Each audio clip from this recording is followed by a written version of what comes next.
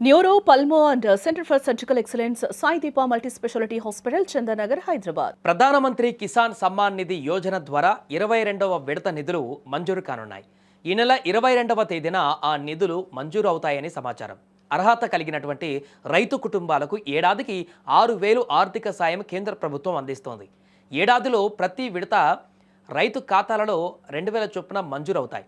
ఇప్పటి వరకు 21 విడతలు మంజూరు చేసిన కేంద్ర ప్రభుత్వం తాజాగా 22వ విడతకు పీఎం కిసాన్ నిధులు విడుదల చేయనుంది. ఫిబ్రవరి నెలలో 22వ తేదీన ఈపీఎం కిసాన్ నిధులు విడుదలవుతున్నాయి. దీనికి ముందుగానే రైతులు ఈ కేవైసీ వంటి పనులు పూర్తి చేసుకోవాలి. లేకపోతే పీఎం కిసాన్ నిధులకు అర్హత సాధించారు. అధికారిక వెబ్సైట్ pmkisan.gov.in ఈ కేవైసీ పూర్తి చేసుకోవచ్చు. వెబ్సైట్లో కామన్ సర్వీస్ సెంటర్లో కూడా ఈ పని పూర్తి చేస్తారు. దగ్గరలోని మీ సేవ కానీ ఆ నెట్ సెంటర్లకు వెళ్తే వారు కూడా చేసిస్తారు. ఆధార్ కార్డ్, భూ రికార్డులు, డైరెక్ట్ బెనిఫిట్ బ్యాంక్ ట్రాన్స్ఫర్ యాక్టివ్గా ఉండాలి. అది కూడా చూసుకోవాలి. మీ ఎస్ఎంఎస్ అలర్ట్ పొందేలా మీరు బ్యాంక్లో చెక్ చేసుకోండి ఒకసారి. లేకపోతే పీఎం కిసాన్ నిధులు జమ అయినటువంటి సమాచారం మీకు వెంటనే తెలియదు.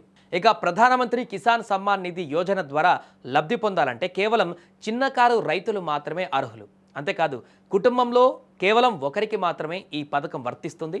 దీంతోపాటు కేంద్ర రాష్ట్ర ప్రభుత్వము ఉద్యోగులు ఈ పీఎం కిసాన్ నిధులు పొందలేరు. 10,000కు పైగా ప్రతి నెల పెన్షన్ పొందేటువంటి వాళ్ళు కూడా అర్హులు కాదు. రైతుల సాగు ఖర్చుల కోసం పీఎం కిసాన్ పథకాన్ని కేంద్ర ప్రభుత్వం 2019లో ప్రారంభించింది. అప్పటి నుంచి 21 విడతలు నిధులు విడుదల చేసింది.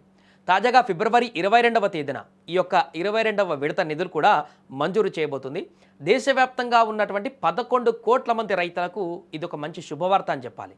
ప్రతి అర్హత కలిగినటువంటి రైతు కుటుంబాలకు 6,000 చొప్పున ఈ నిధులు ప్రతి ఏడాది కేంద్ర ప్రభుత్వం మంజూరు చేస్తుంది. నరేంద్ర మోదీ ప్రభుత్వం అధికారంలోకి వచ్చిన తర్వాత రైతులు, మధ్యతరగతి మహిళలకు పెద్దపీట వేశారు. ఈ నేపథ్యంలోనే పీఎం కిసాన్తో పాటు వివిధ పథకాలను కూడా ప్రారంభించారు.